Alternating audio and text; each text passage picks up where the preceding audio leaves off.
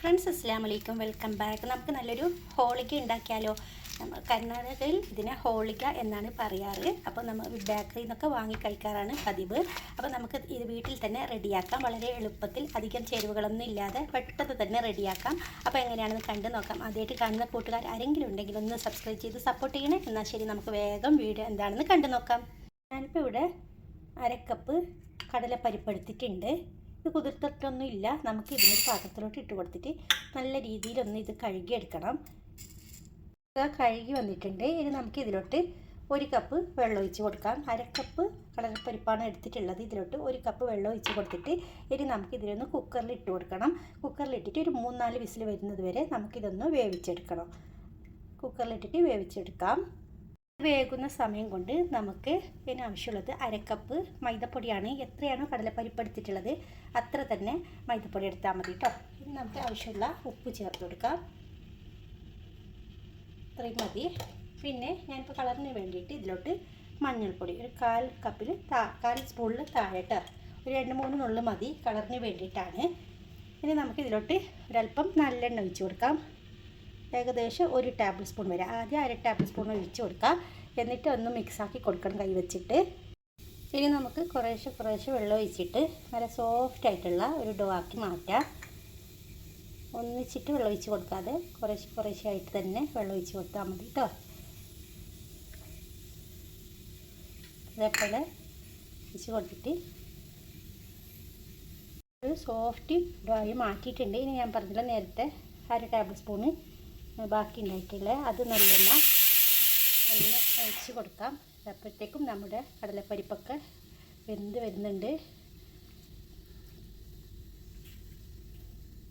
ഇപ്പോൾ ഓയിലൊക്കെ എല്ലായിടത്തും ആയിട്ടുണ്ട്. ഇനി അതിന് മുകളിലോട്ട് ഒരല്പം ഓയിൽ ഇങ്ങനെ ഒന്ന് ഒഴിച്ച് കൊടുക്കുക. നല്ലെണ്ണയാണ് ഞാനിപ്പോൾ എടുത്തിട്ടുള്ളത്. ഇത് തന്നെ എടുക്കാൻ ശ്രദ്ധിക്കുക. ഇതില്ലേൽ വേറെ എന്തെങ്കിലും ഓയിലെടുത്താൽ മതി. ഇത് ഇട്ടാൽ നല്ല ടേസ്റ്റാണ്. അപ്പോൾ ഇതിന് മാച്ച് നല്ലെണ്ണയാണ്, അതായത് എള്ളെണ്ണ സീസം ഓയിൽ എന്ന് പറയുന്നത് അതാണ്. ഇനി നമുക്ക് ഇതിനൊന്ന് മൂടി വെച്ച് കൊടുക്കാം. അപ്പോഴത്തേക്കും നമ്മുടെ പരിപ്പൊക്കെ വെന്ത് വെള്ളമൊക്കെ വറ്റി വന്നിട്ടുണ്ട്. ഇനി നമുക്ക് ഇതിലോട്ട് 1/2 കപ്പ് തേങ്ങ ചിരകിയത് ചേർത്ത് കൊടുക്കാം. അതിന് ആവശ്യമായിട്ടുള്ള ഞാൻ 3 അച്ച് ചെറിയ അച്ചുള്ള ശർക്കരയാണ് ചേർക്കുന്നത്. അത് ചേർത്ത് കൊടുക്കുക. എന്നിട്ട് നമുക്ക് ഈ തേങ്ങയും ഈ ശർക്കരയൊക്കെ ഇതിലോട്ട് ഒന്ന് അലിഞ്ഞ് ചേരണം. ഇതൊന്ന് ഉരുക്കി കിട്ടണം. അപ്പം ഞാൻ ഇതിലോട്ട് വെള്ളമൊന്നും ഒഴിക്കുന്നില്ല, അങ്ങനെ തന്നെ ഉരുക്കിയെടുക്കുകയാണ് ചെയ്യുന്നത്. ഇതിലോട്ട് 2 ഏലക്ക കൂടി ചേർക്കുന്നുണ്ട്, അങ്ങനെ തന്നെ ഇട്ട് കൊടുക്കുകയാണ് ചെയ്യുന്നത്. പിന്നെ നമുക്കതിൻ്റെ തോട് നീക്കം ചെയ്താൽ മതി.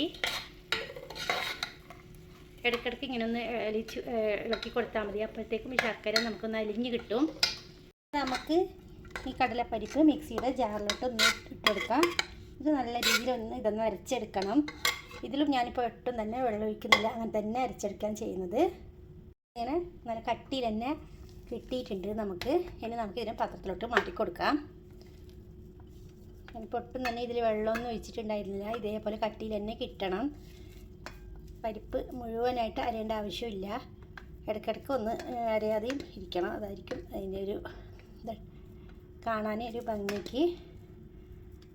ഇനി നമുക്കിതിനൊന്ന് വീണ്ടും ഒന്ന് മിക്സാക്കി കൊടുക്കാൻ വെച്ചിട്ട്, എന്നിട്ട് നമുക്കൊരു ബോളാക്കിയിട്ട് മാറ്റാം. ഒരു നാരങ്ങ വലുപ്പത്തിലുള്ള ബോളാക്കി എടുത്താൽ മതി. ഇതേപോലെ എല്ലാം ഇതേപോലെ ഒന്ന് ചെയ്തെടുക്കാം. ആദ്യമായിട്ട് കാണുന്ന കൂട്ടുകാരുണ്ടെങ്കിൽ റെസിപ്പി ഇഷ്ടമായാലും ഇഷ്ടപ്പെട്ടില്ലേലും ഒന്ന് സബ്സ്ക്രൈബ് ചെയ്തേക്കണേ. പിന്നെ ഇതുപോലെ ഈസി റെസിപ്പി ഒത്തിരി ചാനലുണ്ട്. പുതുതായിട്ട് ആരെങ്കിലും ഉണ്ടെങ്കിൽ ഒന്ന് അതൊക്കെ ഒന്ന് കണ്ടു നോക്കണേ. അപ്പോൾ അങ്ങനെ ഞാൻ 7 ബോളാക്കി മാറ്റിയിട്ടുണ്ട്. ഇനി നമുക്ക് നേരത്തെ കഴിച്ച് വെച്ചിട്ടുള്ള മൈദ മാവുണ്ടല്ലോ, നല്ല സോഫ്റ്റായിട്ട് ഇതേപോലെ കിട്ടിയിട്ടുണ്ട്. കൈ വെച്ചിട്ട് ഒന്നും കൂടി മിക്സാക്കി എടുക്കണം. അതിനുശേഷം നമുക്ക് ഇതും ഒരു 7 ബോളാക്കി തന്നെ മാറ്റാം. എന്നിട്ട് നമുക്ക് ബട്ടർ പേപ്പർ വെച്ചിട്ട് നമുക്ക് ആദ്യം കൈകൊണ്ട് ഇങ്ങനെ ഒന്ന് പരത്തിയെടുക്കാം. അതിനുശേഷം നേരത്തെ തയ്യാറാക്കി വെച്ചിട്ടുള്ള ബോളുണ്ടല്ലോ, അത് ഇതിന് ഇങ്ങനെ ഒന്ന് കവർ ചെയ്തെടുക്കാം. ഇതേപോലെ ഒന്ന് ഇങ്ങനെ ചുറ്റിലും ആക്കിയെടുത്തതിന് ശേഷം നമുക്ക് ഇതിലൊരല്പം ഓയിലാക്കി കൊടുത്തിട്ടുണ്ടായിരുന്നു. മറ്റൊരു ബട്ടർ പേപ്പർ എടുത്തിട്ട് നമുക്ക് ഇതൊന്ന് ഇങ്ങനെ പ്രസ് ചെയ്തെടുക്കാം. ഇങ്ങനെ പ്രസ് ചെയ്തതിന് ശേഷം റോളർ വെച്ചിട്ട് ഒന്ന് പരത്തി കൊടുക്കാം. ഇതേപോലെ ഒന്ന് പരത്തി കൊടുത്താൽ മതി. ഈ ബട്ടർ പേപ്പർ വെക്കുന്നതെന്ന് വെച്ചാൽ നമുക്ക് പെട്ടെന്ന് തന്നെ ഇളകി കിട്ടാൻ വേണ്ടിയിട്ടാണ് ഇങ്ങനെ ബട്ടർ പേപ്പർ വെച്ച് കൊടുത്തിട്ടുള്ളത്. നമുക്ക് എത്രത്തോളം തിന്നായിട്ട് കിട്ടണം അത്രയും ഇങ്ങനെ പരത്തി കൊടുക്കാം. ഇതേപോലെ തീർച്ചയായും ട്രൈ ചെയ്ത് നോക്കണം. ഇത് മാംഗ്ലൂരിൻ ഡിഷാണ്. ഹോളിക എന്നാണ് ഞങ്ങൾ ഇതിനെ പറയാറ്. നല്ല ടേസ്റ്റാണ് ഇത് കഴിക്കാനായിട്ട്. ഇത് ബേക്കറിയിലൊക്കെ കിട്ടുന്നതാണ്. അപ്പോൾ നമുക്ക് എന്തുകൊണ്ട് വീട്ടിൽ തന്നെ തയ്യാറാക്കിക്കൂടാ. അതേപോലെ എന്താ അപ്പോൾ ഇങ്ങനെ കിട്ടിയിട്ടുണ്ട്. ബാക്കിയെല്ലാം ഇതേപോലെ ഒന്ന് പരത്തിയെടുത്താൽ മതി. ഇനി നമുക്ക് മുകളിലത്തെ ബട്ടർ പേപ്പർ എടുത്തിട്ടുണ്ട്. ഇനി നമുക്ക് പാൻ ചൂടാക്കാൻ വെക്കാം. ചൂടായ പാനിലോട്ട് തന്നെ ഇട്ട് കൊടുക്കാം. പേപ്പർ മെല്ലെ പതുക്കെ ഒന്ന് റിലീസാക്കി കൊടുത്താൽ മതി. ഇതേപോലെ ഒന്ന് വലിച്ചു കൊടുത്താൽ മതി. ബട്ടർ പേപ്പറിൽ നിങ്ങൾ പരത്തിയെടുക്കുമ്പോൾ എന്തായാലും ഇച്ചിരി ഓയിൽ തടവി കൊടുക്കണം. എന്നാലേ ഈസി ആയിട്ട് നമുക്ക് കിട്ടത്തുള്ളൂ. ഇനി ഒരു സൈഡ് റെഡി ആകുമ്പോഴത്തേക്കും നമുക്കൊന്ന് തിരിച്ചിട്ട് കൊടുക്കാം. ഇനി ഇതിന് മുകളിലോട്ടായിട്ട് ഒരല്പം നെയ്യ്, വളരെ കുറച്ച് മതി നെയ്യുടെ ഫ്ലേവറാണ് ഇതിനുണ്ടാവുക. ഇനി നമുക്ക് തിരിച്ച് മറിച്ച് വിട്ടിട്ട് ഇതൊന്ന് വേവിച്ചെടുക്കാം. അങ്ങനെ ഇത് റെഡി ആയിട്ടുണ്ട്. തിരിച്ച് മറിച്ച് വിട്ടിട്ട് ഇത് ലൈറ്റ് ഒരു ഗോൾഡൻ കളർ ആകുന്നത് വരെ ഇങ്ങനെ വേവിച്ചെടുത്താൽ മതി. ഇനി നമുക്ക് മാറ്റാം.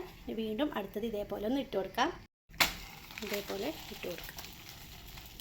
എന്തായാലും ഇതൊന്ന് ട്രൈ ചെയ്ത് നോക്കണം. ഇഷ്ടമായാൽ ലൈക്ക് തരാനും ഷെയർ ചെയ്യാനൊന്നും മടിക്കരുത്.